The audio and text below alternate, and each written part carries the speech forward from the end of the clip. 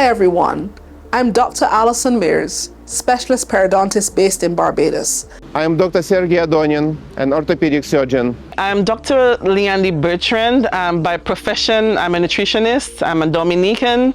My name is Dr. LaShawn Christian, head of the pediatric department of the Millennium Heights Medical Complex. Hello, Caribbean people. I am Dr. Merle Clark, a consultant nephrologist from here in St. Lucia, sunny Helen of the West, and you're watching Caribbean Medical TV.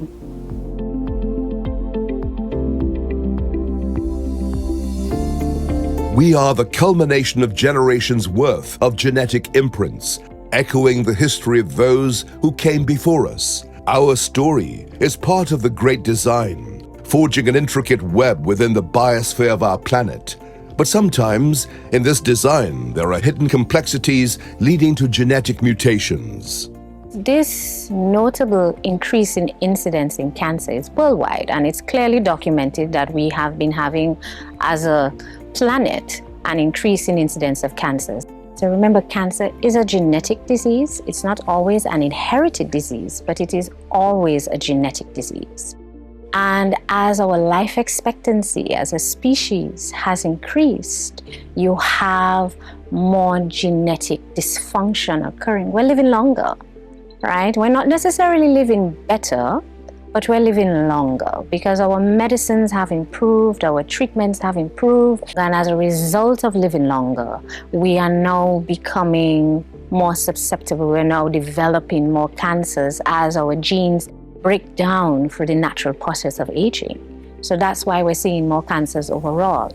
But specifically, we are now seeing a surge in the incidence of cancers in younger people. And that is where I think we really need to shift the focus. My journey started in 2001. I was 38 years old and living life. That was not on my radar. And out of the blue, my partner found my lump, and I didn't believe. I must say, like most women, I went into denial. I had a lot of myths in my head that breast cancer was something for older women. It was for big busted women. And so this really hit me out of left field, and I had to come to terms with it. Here in Antigua, more and more women are getting tested. We're hearing more cases, but we're also seeing more survivors. One of the things that helped me very much during that period was the support of breast friends. And knowing that there were others out there was a big relief, because I thought, wow, all these persons out there, this is a sisterhood. This is like a secret society. Nobody talks about it back then. And so I was committed and passionate to help them get the word out to other women.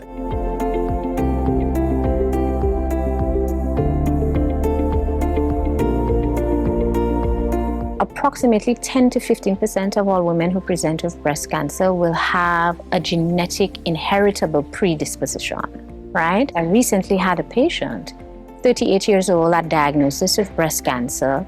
She got her treatment and then went on to have genetic testing. She's positive for the BRCA1 gene. She is the only member of her family that she is aware of that is positive for the BRCA gene. But by being patient zero, the rest of her family, of her first degree relatives, can then test themselves to see if they have that predisposition and take preventative measures. And it also has implications for her children moving forward. In the Caribbean region, we are developing more accessibility to healthcare and better diagnostic capabilities. If you look back 10, 20, 30 years, these diagnostic tools were not available.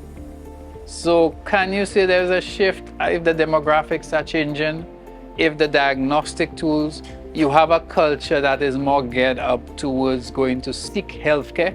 So now you have persons more proactive.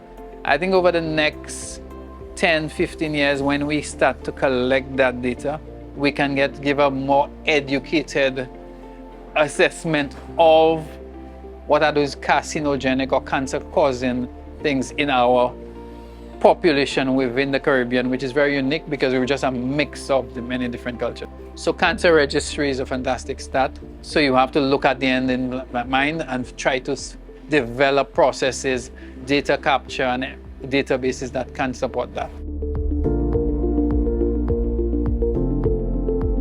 At the Molecular Medicine Center, or the Genetic Center, we do very new technology to diagnose diseases. So we're taking technology that was available in first world practice, in first world medicine, and it's now available right here in Trinidad and for the rest of the Caribbean. So we're using a blood sample or using a piece of human tissue, like a biopsy sample, we can now look into someone's actual DNA, so their genetic makeup, and we can look at disease at the most basic level, so at the cellular level, by investigating a person's DNA. I know I'm standing here in Trinidad and speaking. I get calls from doctors on the other islands, Grenada, St. Vincent, St. Lucia, and they are so in control of their patients' care that they are asking me, how can I get a sample across to you in Trinidad? You know, and this has advanced the way we care for patients in the Caribbean because of the accessibility of the service, but also think in terms of you have all of your family support around you, you have the familiarity of that same doctor being in control of your care, the familiarity of your environment, and then also when you think you're not going and trying to spend US dollars and all of the currency exchange and having to find a place to stay and all of that, it just becomes easier with what you have access to in the Caribbean in terms of your healthcare now. So I think what I commonly get asked is, what's the need for molecular medicine? What's the need for this new lab that we have here? This lab focuses hugely at the moment on something called next generation sequencing. And what exactly does this mean for someone? So, simple, from one blood sample, we can do a very fancy technique and we can extract that person's DNA. When you now look at somebody's DNA or their genetics, it can tell you everything about a person. So what we use next generation sequencing to do in particular is to look at hereditary cases of diseases. And we look to see which genes are mutated. And when I speak about gene mutations, I'm speaking about a gene that's simply not the correct form of the gene. And these gene mutations are disease causing. So not every gene mutation will lead to cancer or will lead to disease, but the chances are significantly higher. A couple weeks ago, I had an older man, let's say in his 50s, that came to us. And he said, you know, I lost my sister and I think she would have had ovarian cancer, but we were never really sure what went on with her. And I lost my mother. She also had a form of cancer. And it sits with him all the time that, you know, something probably runs in the family. Now he has a daughter, a very young daughter, and he said, what can I do? You know, I want to know. I want to do some form of hereditary screening so that I could know. So BRCA1, BRCA2. Everyone has those genes. What we don't have is a mutated form of that gene. And when you have a gene mutation, which we refer to as BRCA1, BRCA2 gene mutation, that can become significant in causing certain diseases, such as certain cancers. For example, breast cancer, ovarian cancer, pancreatic cancer, and the list goes on. So this patient provided a blood sample to us.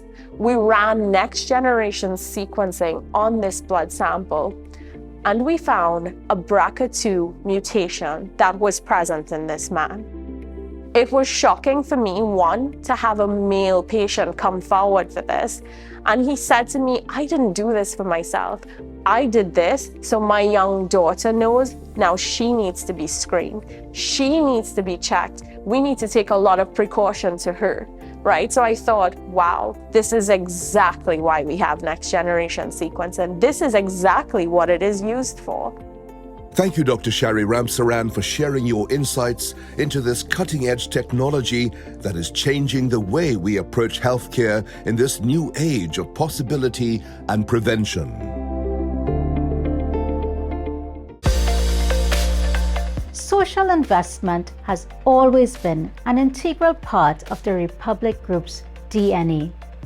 We firmly believe that we have a role to play in supporting and uniting many across boundaries of space and culture in the pursuit of building stronger, more sustainable societies.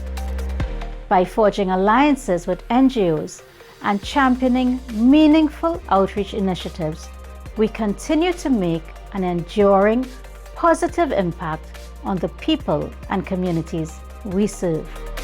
The Power to Make a Difference program is an extension of the bank's commitment to do good by doing better. Doing good by pledging our support to noble causes, and doing better in the service of others.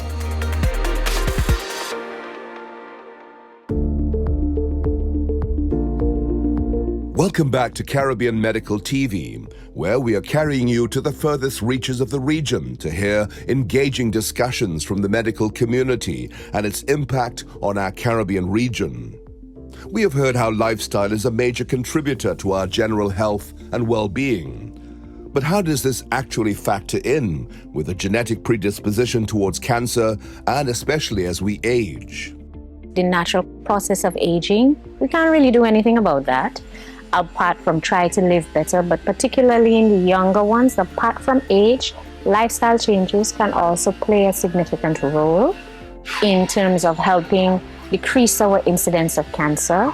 For example, someone who is known to be physically active, being physically active, and by that we know what that means, at least 30 minutes of moderate exercise 5 days, or 20 minutes of vigorous exercise 3 days out of the week is enough to classify you as being physically active. That physical activeness decreases your risk of incidence of breast cancer by 25%. So these are things we need to imparting to our patients, to our women in particular, because again, breast is really surging. For the men with prostate cancer, there isn't significant dietary links to prostate cancer, but we are seeing a surge. Black men have always had a very high incidence of prostate cancer. Unfortunately, the patients are continuing to present late. Early detection and early treatment is what can really have a positive impact in the outcomes of our men with prostate cancer. The psychology of the prostate cancer, what I see in Dominica, like in other Caribbean islands, as we are Afro-Caribbean descent, we tend to have this, the man is the head of the household, the man has to be the macho, the one with more power, the one who leads, the one who controls the family. So generally, it stems out of pride. Men are very prideful. They don't want people to see them sick. They don't want people to see them in a bad light or in a weak standpoint. So they will generally hide any pain or discomfort or any type of illness that they have. And they will be very reluctant to go to the doctor. Men in the Caribbean, we need to move away from that trend. I think men on a whole are are very different from women when it comes to health. Yes? And when it comes to taking care of your body. Women, we're so concerned of all the things that can go wrong, so we're quicker to go to the doctor. Actually, they say men who are married live longer than men who are not married because their wives take them to the doctor. And men, of course, for their colonoscopies are not coming either because they're afraid of the same thing happening. So he said, but listen, we look at the Black Panther actor, you know, unfortunately, colon cancer at such a young age, and it's prevalent in Black men. So we need to talk to the men. Just from a community perspective and from my own family perspective and from my practice talking to my patients also, especially when I take a family history. And mom and dad are alive? Yes. What's mom's medical conditions? Such and such, it runs off their tongue. And what about dad? Well, dad doesn't go to the doctor. So we don't know if he has anything or if there's anything the matter. When he gets sick, he goes. When there's nothing going on, he doesn't go. So I think that's pervasive throughout the community. When my dad got diagnosed with colon cancer, he had very, very vague symptoms. He had just some vague abdominal pain. Forced him, kicking and screaming, to get a colonoscopy. And turned out that he had stage 3 colon cancer. And so thankfully, he's recovered and is doing well many years later. But just to get that colonoscopy was a very, very difficult task. After being a survivor for colon cancer, prostate cancer as well, with 2 daughters that are doctors, fast forward to now January 2024, and he gets diagnosed with a blood clot in his legs, one of his leg. Was at the hospital, got treated, got discharged with the instructions to continue on your blood thinners for X amount of time, 3 months, let's say. After the first month, he stops, doesn't tell anybody. Then my mom finds the box and said, wait, why is this box still full? Oh, I stopped that. I taken turmeric. I fine, man. That's my dad. Unfortunately, his mother passed in this time, and he wanted to go to the funeral, which was held in New York. And his 2 physician doctors said, no, you can't go because it's not safe for you to travel. You have not been taking your medication. The blood clot could happen again. So this is where stubbornness leads you sometimes when you don't take care of yourself properly, even if you have 2 doctors in the family. What does one do when faced with news like that? One of our greatest strengths is our Caribbean community, our friends, our family, our neighbors. We are our own support system. We only need to listen and learn. But it is not just men who need to be aware. There is also need for greater awareness with women's health, especially in light of an ever-changing and ever-evolving population. Generally in the Caribbean, breast cancer and cervical cancer are the leading causes of death from cancer in women.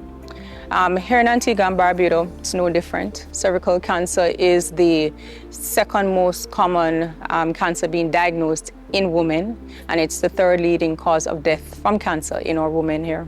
When someone is diagnosed with cervical cancer, it's a life-changing diagnosis. And it's a diagnosis that doesn't just affect the person that is diagnosed with the cancer, but it affects an entire family unit. With cervical cancer, women tend to be younger, so it affects a younger demographic than some of the other cancers that affect women. So a lot of times these women are breadwinners in their households, they're leading the family, they bear the financial responsibility. And so when they become ill, it has an effect on the children and anybody who is dependent on them. My interest comes from a point of being a mother, being female, because breast cancer is by far the #1 cancer, certainly here in St. Lucia, in the Caribbean and worldwide. Now the statistics have shown that, it is across the board. And yes, we have some really good male surgeons, male doctors, my mentors. But I think you can understand from a female perspective the fear, the desire to do anything that you have to do to beat cancer. I wasn't a mother yet, but I always wanted to be a mother. And just what you would have to do to make sure that you're there for your family gives you perhaps a whole different approach to another patient, to a female patient. Because you can understand what they're going through to have to be faced with losing a breast. How does that affect you if you haven't had kids as yet? What does the future look like? Your relationships, your productivity, your ability to get back out there, your central role in the community and in the family. Thank you, Dr. Tulloch and Dr. Remy, for your perspectives. We know these words will go far and wide, and we appreciate the contributions made by our Caribbean brothers and sisters. We are not alone in this path, and there is a great deal of hope. Stay tuned, and we'll be right back with more.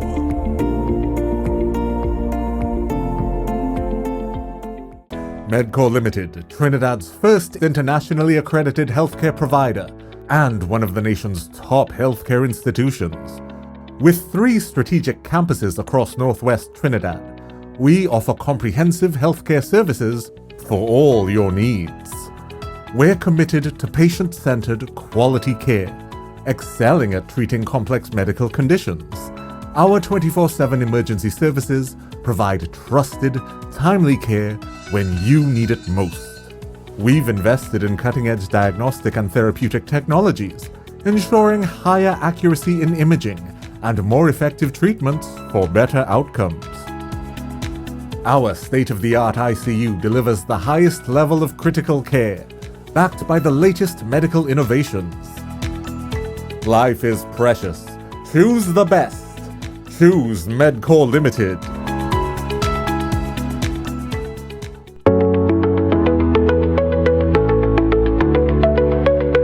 At the Exim Bank, we provide our clients with the financial resources to enable them to increase their foreign exchange earnings. And it is working. Let's look at it from a national, then a regional, and then a global context. Regionally, tourism is back, and back big. The young people, through creativity, innovation, and via various existing international platforms, can create businesses that are geared to the international markets from the get-go.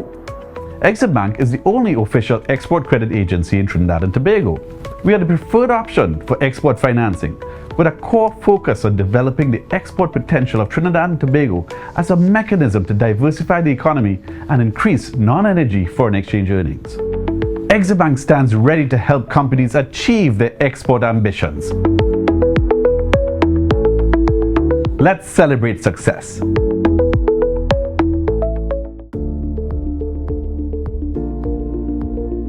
Welcome back to Caribbean Medical TV. Today we are discussing cancers and their genetic factors.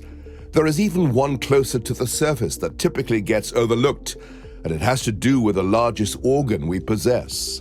Along with some common skin conditions like the fungal infections, psoriasis, and allergies, what has surprisingly been the most covered topic that I've seen here and what patients present most commonly with are actually skin cancers. Living in the Caribbean, it's like living in paradise, but with it there's some cost. We do have quite a strong sun exposure here in the Caribbean, and it's really important that people look after their hydration, drink enough, eat healthy, cover up if they're working out in the sun, use SPF daily, just to protect the skin they have, because the skin they have has to last through their entire life.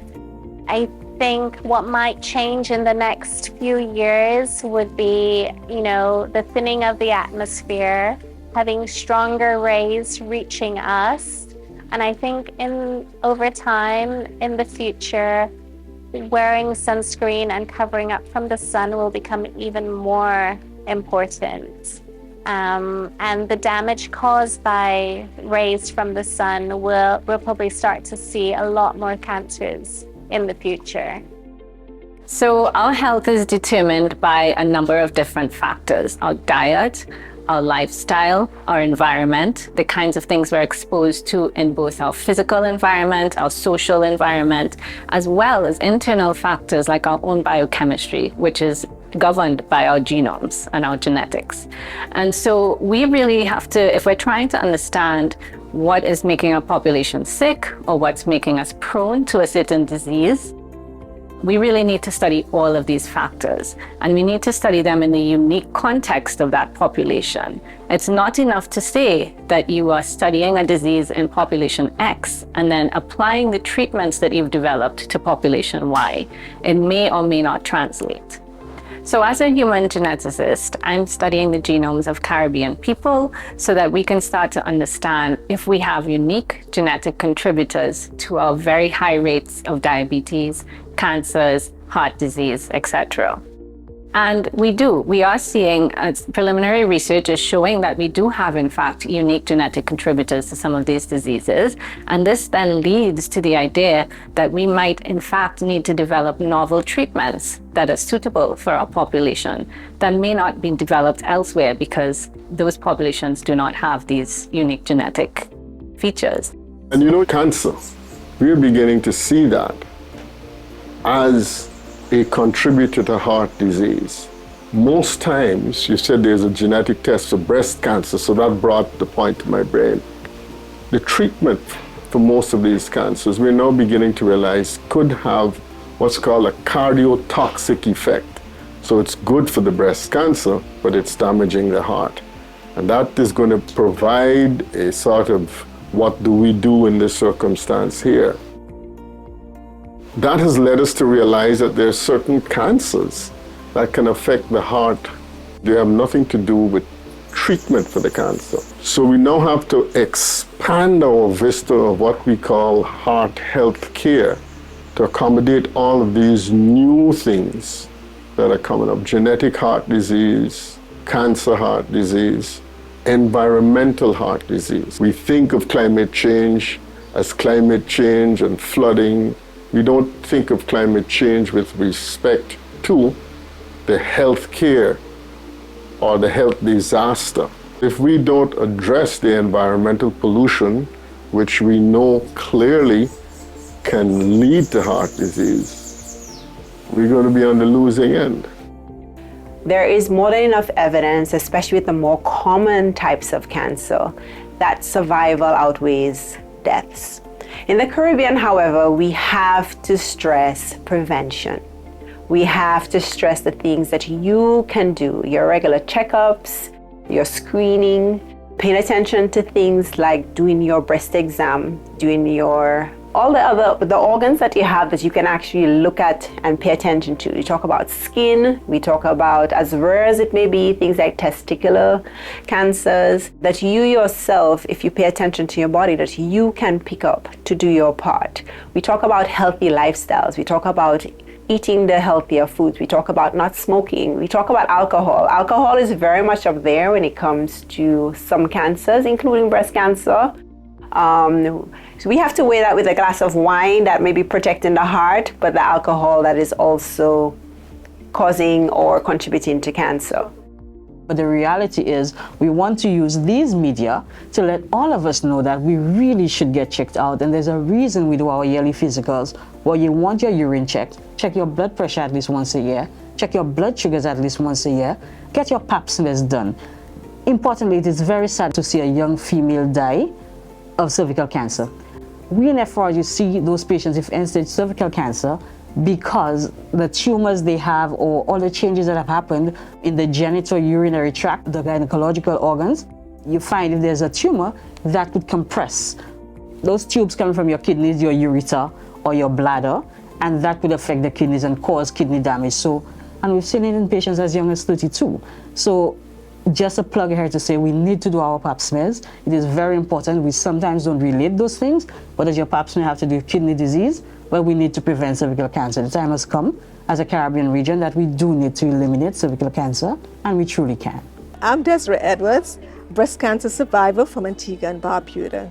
I'm a 23-year survivor. Sometimes I forget, I'm 23 years. And when I think about all that I've done from when I was diagnosed in 2001 to now, I have to say, I'm blessed. My faith has brought me this far, my family support, my friends support, breast friends.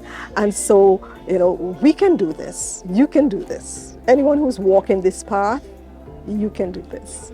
Thank you for joining us for today's episode of Caribbean Medical TV. We look forward to seeing you again on the next program. To catch up on the latest episodes, be sure to follow our YouTube channel. Till next time, stay well in good health and continued awareness.